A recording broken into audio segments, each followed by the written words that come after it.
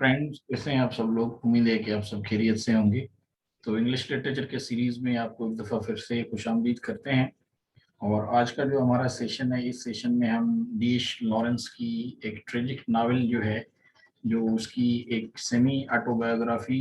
भी कहलाती है, उसके बारे में हम जानेंगे। चलिए शुरू करते हैं हमारा आज का सेशन। और इसमें हम सन्स एंड लवर्स जो है उसके बारे में जानते हैं। तो सन्स एंड लवर्स ये एक नावल है जो कि अंग्रेज मुसन्निफ राइटर डी.एच. लॉरेंस की ये नावल है, जो उन्होंने 1913 में ये लिखी थी। और डी.एच. लॉरेंस ने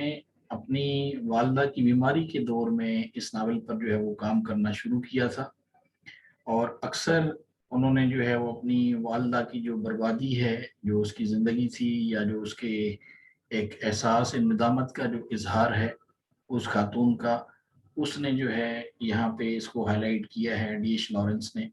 और ये जो यानी गर्ट्रूड मॉरल हैं, जो कि डी.एच. लॉरेंस की वालदा हैं, तो ये नावल अक्सर उसके जो है वो इर्द गिर्द घूमता है। और इसीलिए जो मुख्तलिफ यानी खतूत लिखे गए उसकी वालदा की तरफ से जो है, जिसमें वो अपने वालदा की तारीफ को जो है वो वाज़ेह तौर पर ज़ाहिर करता है। और ये कहता है कि उनकी वालदा जो है वो एक चालाक और एक सितम ज़रीफ़ी या एक नाजुक शक्ल में ढालने वाली औरत की हैसियत से उसने दिखाया है अपनी वालदा को। और वो बज़ाहिर ये हाईलाइट करने की कोशिश करता है कि जो कोयले के कान में काम करने वाले उसके वालिद थे, जिसके साथ से यानी उनकी वालदा की शादी हुई, तो उसके साथ बज़ाहिर बदकिस्मती या ये जो शादी है और इसके जो मिजाज है उसके आदमी का, यानी जो उसका वालिद है डी.एच. लॉरेंस का कोल माइनर, उसमें एक इंस्टेबिलिटी है। और उसकी जो टेम्परामेंट है वो ऐसी है कि वो अक्सर इसकी वालदा को जो है वो पीटते हैं। तो इस चीज़ के इर्द गिर्द ये नावल जो है वो मेनली फोकस्ड है। वो के क्रिटिक्स ने जो है इसमें एक अजीब लॉजिक दी है, या क्रिटिक्स आमतौर पे इस चीज़ को हाईलाइट नहीं करते कि वो एक कान कौन से शादी करने के बाद जो है वो अपने आप को डी ग्रेड समझती है, या वो ये समझती है कि वो उसके क्लास का या उसके लेवल का नहीं था। तो ये एक अजीब लॉजिक है जो इस नावल में हाईलाइट की गई है। और इस तरह से एक तरह से इसको क्रिटिक्स जो हैं वो एक पॉजिटिव एंगल से देखते हैं, और वो समझते हैं कि वाकई जो यानी डी.एच. लॉरेंस की वालदा हैं उनके साथ से ज्यादती थी। हालांकि ऐसा कभी नहीं हुआ। ये शादी एंड एंड प्यार और मोहब्बत में जो चीज़ें होती हैं उसमें इस तरह की चीज़ें जो हैं वो आमतौर पर नहीं देखी जाती। तो बहरहाल इसको हम आगे डिस्कस करते हैं। इसके अलावा डी.एच. लॉरेंस जो है उसको यकीन था कि उसकी वालदा ने यानी अपनी क्लास की हैसियत से कम शादी कर ली है। तो ये एक अजीब एहसास है जो कि डी.एच. लॉरेंस हाईलाइट करता है, हालांकि ये नहीं होना चाहिए। और हो सकता है कि कुछ और चीज़ें हों जिसकी वजह से जो है ये जो शादी है वो शायद एक नाकाम शादी थी। लेकिन ये आर्ग्यूमेंट बहरहाल किसी भी तरह से काबिल कबूल नहीं होता किसी भी महज़ब मुआशरे में। तो लिडिया लॉरेंस जो हैं वो एक मुतवसत यानी तबके में पैदा नहीं हुई थी। और लॉरेंस के यानी जो तजर्बाकार ख़ानदानी तनाज़े थे, तो उन्हें यानी अपने नावल के पहले यानी जो निसफ हिस्से की जो तहरीक है वो फराहम की, जिसमें विलियम जो उसके बड़े भाई हैं डी.एच. लॉरेंस के, और पॉल मोरेल जो हैं वो दोनों अपने बाप की यानी तेज़ी से जो है वो एक तरह से बाप के वो हकीर बन जाते हैं, क्योंकि उनका बाप जो है वो उनकी माँ को पीटता है, या उसका एक हार्श या इनटेम्परामेंट या वायलेंट किस्म का एक बिहेवियर है। और इसी तरह से पॉल मोरेल जो है वो यानी दोनों जो हैं इसी तरह से पॉल मोरेल और इसी तरह से विलियम जो है वो दोनों यानी उसकी माँ से उसकी वफादारी से यानी एक तरह से मुतासर होते हैं। और लॉरेंस के नावल का पहला ड्राफ्ट जो है वो कहा जाता है कि खो जाता है, और इस वजह से ये उसका कभी मुकम्मल नहीं हुआ पार्ट। और ये इसके पहले पार्ट के खोने की वजह बज़ाहिर ये बताई जाती है कि उनकी जो वालदा थीं जो वो बीमार थीं, तो उसकी बीमारी के दिनों में ये उसका पार्ट जो है वो खो गया था। इसी तरह से अ, अ, 3 माह तक इस नावल पर जो है वो डी.एच. लॉरेंस वापस नहीं आए, यानी उन्होंने दोबारा काम जो है वो शुरू नहीं किया अपने वालदा की इलालत की वजह से। اور اس مقام پر اس کا جو یعنی نام تھا اس ناول کا، پہلے وہ پال موریل تھا، اور اس ناول کا جو یعنی جزوی مسودہ تھا وہ لارنس کی زندگی میں ایک یعنی نمایاں تبدیلی کے ساتھ ایک قسم کی جو ہے وہ سملیرٹی رکھتا ہے، یعنی وہ ایک موافق تھا، کیونکہ ان کی جو یعنی صحت خرابی میں جو اس کی والدہ جو پڑ گئی تھی، اور اس نے جرمنی میں وقت گزارنے کے لیے اپنی تدریسی جو ہے وہ ملازمت سے بھی استعفیٰ دے دیا تھا۔ تو اس منصوبے پر کبھی عمل نہیں ہوا، البتہ اس نے جرمن نابالغ اشرافیہ جو ہے وہ جو وہاں پہ تھیں، فریڈا ویکلی جو ہیں، ان سے ملاقات کی اور ان سے شادی کی، جو نوٹنگم یونیورسٹی میں اپنے سابق پروفیسر کی یعنی اہلیہ تھیں۔ تو فریڈا کے یعنی ان کی پہلی ملاقات کے بیان کے مطابق اس نے اور لارنس نے ملاقات کے 20 منٹ کے اندر جو ہے وہ ایک قسم کا جو اوڈیپس ہے اور ابتدائی بچپن کے بعد کی زندگی کے اثرات جو ہیں ان کے بارے میں کافی تفصیل سے جو ہے وہ بات چیت کی۔ اور اسی طرح سے پال مورل کا جو یعنی تیسرا مسودہ ہے وہ پبلشنگ ہاؤس جو ہے وہاں پہ گیا تھا یہ ہائنمن کی طرف، اور اس کو یہ بھیجا گیا، تو جو اب یعنی بلکہ ایک پرتشدد رد عمل یا خود ولیم جو ہینمین ہیں تو وہ خود ہیں، اور اسی طرح سے اس کے رد عمل کے لیے لارنس کے ناول یعنی جو اس کی والدہ کا ایک طرح کا انحطاط جو آہستہ آہستہ پیدا ہونے والا سمجھا جاتا ہے، تو یہ اس کے بارے میں ایک حیرت انگیز حد تک یہ چیز بیان کی گئی، اور انہوں نے لارنس کی جو ہے وہ حوصلہ افزائی کی کہ وہ ایک بار اور اس ناول کو جو ہے وہ دوبارہ سے تیار کریں، اور مزید مصنوعاتی جو اس ناول میں چیزیں ہیں سنز اینڈ لورس،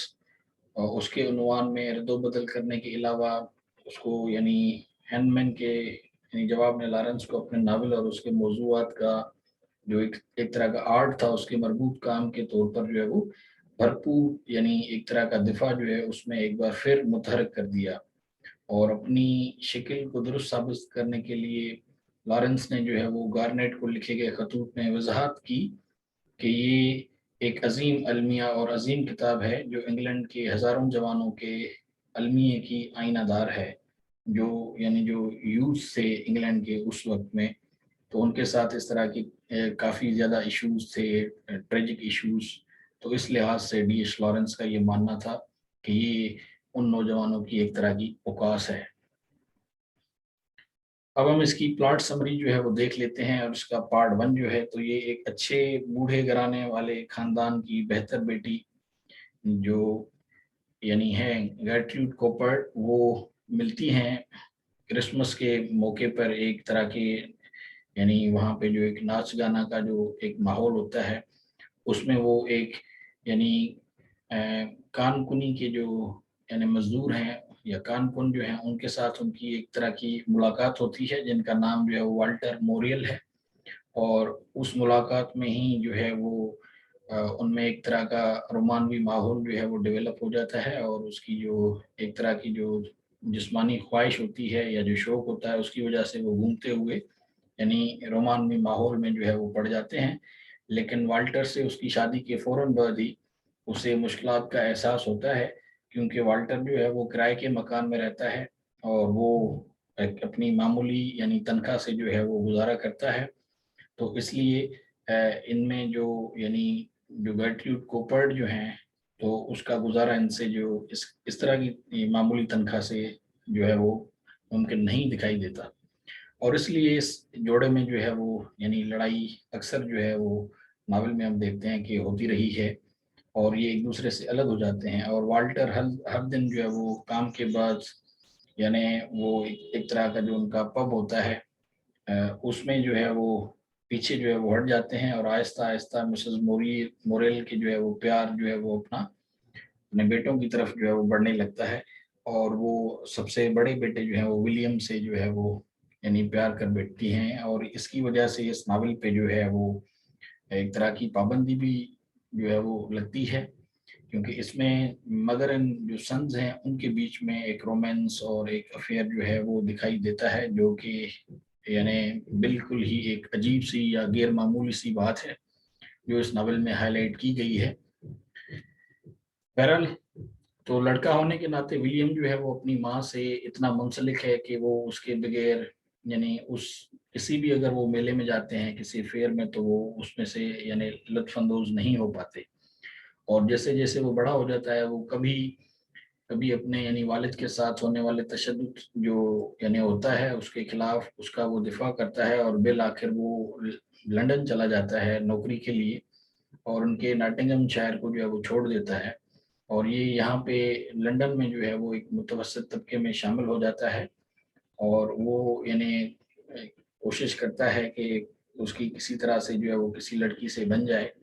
या उससे मंगनी हो जाए, लेकिन वो यानी लड़की की सतहपन से जो है वो नफरत करता है। और इसी तरह से बिल आखिर विलियम जो है उसका एक एक अनयूजुअल जो है वो यानी मौत वाक़ हो जाता है, और मिसेस मोरेल जो है उसको एक काफ़ी जो है वो दिली सदमा होता है उसके बड़े बेटे की अचानक मौत का। और उसका जो दूसरा बेटा है जो पोल, उसको जो है वो निमोनिया हो जाती है, तो इसीलिए ये एक तरह से जो यानी वो एक अट्रैक्शन होती है या जो एक अफेक्शन है प्यार की, वो अब यानी इस खातून की जो है यानी मिसेस मोरेल की, वो पॉल की तरफ जो है वो माइल हो जाती है। और इसी तरह से जो इसका दूसरा हिस्सा है कि देखते हैं कि दोनों जो एक तरह से यानी जो ये बच्चे हैं या जो लड़के हैं वो अट्रैक्टेड होते हैं अपने माँ की तरफ, और इसी तरह से पॉल जो है वो काफ़ी घबराया होता है कि वो किस तरह से जो है वो अपनी माँ को छोड़ दे, और बिलखुसूस वो उनके साथ जो है वो एक रिलेशनशिप में जो है वो आ जाता है। और हालांकि वो कोशिश करता है कुछ और जो है वो काफ़ी जो दूसरी लड़कियां हैं उनके साथ वो मिले, लेकिन वो हर दफ़ा जो है वो नाकाम होता है। तो एक दफ़ा उनकी मुलाकात एक किसान की बेटी है उनके साथ हो जाती है जो कि मरियम है, और वो उसको यानी उसके साथ एक चर्च में जो है वो शिरकत करती है, और दोनों तवील फासले पर चलते हैं, एक दूसरे के साथ बातें करते हैं किताबों के बारे में, और एक तरह की दानिशमंदाना वो गुफ्तगू भी जारी रखते हैं। लेकिन पॉल जो है वो यानी मुज़ाहमत करता है एक तरह की, और उसकी वजह ये है कि उसकी वालदा ने जो है वो एक तरह से वो इनकार कर देती हैं, और मरियम जो है उसके यानी कुंबे के खेत में। तो इसी तरह से जो यानी पॉल है वो यानी उस नौजवान खातून को जो है वो बुनियादी तौर पे छोड़ देता है, और फिर उसके लाइफ में जो है वो एक और खातून जो है वो आ जाती हैं, और वो उसका नाम जो है वो क्लेरा है, तो वो यानी उस क्लेरा से मिलता है, और वो भी कोशिश करती हैं कि इनके साथ वो फिजिकली इन टच हो जाए, लेकिन वो जो है वो उनको नहीं रोक पाती। और इसी तरह से पॉल जो है वो अगेन अपनी वालदा की तरफ वापस लौट जाता है, और फिर कुछ टाइम के बाद उनकी वालदा जो है उनका इंतकाल हो जाता है, और इसी तरह से जो यानी पॉल हैं वो फिर अकेले रह जाते हैं। तो ये एक नाकामी है जो हम देखते हैं, और इसी तरह से ये एक अजीब किस्म की एक ट्रेजेडी है जिसमें हम एक औरत जो है उसका एक फेल्यूर देखते हैं मैरिज को लेके, और फिर उसका एक अजीब-ओ-गरीब किस्म का जो अफेक्शन उनके बेटों की तरफ है। तो इसके साथ हम ये देखते हैं कि वो जो 2 उनके बेटे हैं उनकी एक मुआशरती ज़िंदगी जो है वो बिल्कुल भी नॉर्मल नहीं होती जिस तरह एक आम नौजवान की होती है,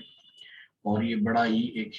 एक ट्रेजिक एंड जो है वो हमें इस नावल में जो है वो नज़र आता है। बहरहाल डी.एच. लॉरेंस की ये एक बड़ी मशहूर नावल्स में से एक नावल है, और 20वीं सदी में दुनिया के जो यानी बेहतरीन 100 नावल्स थे इंग्लिश के, उनमें से ये 9वें नंबर पे जो है इस नावल को अहमियत दी गई। तो यहाँ पे हमारा सेशन जो है वो अब खत्म होता है। आपसे किसी दूसरे सेशन में बहुत जल्द मुलाकात होगी। तो तब तक के लिए अपना बहुत ज़्यादा ख्याल रखिएगा। Till the next session.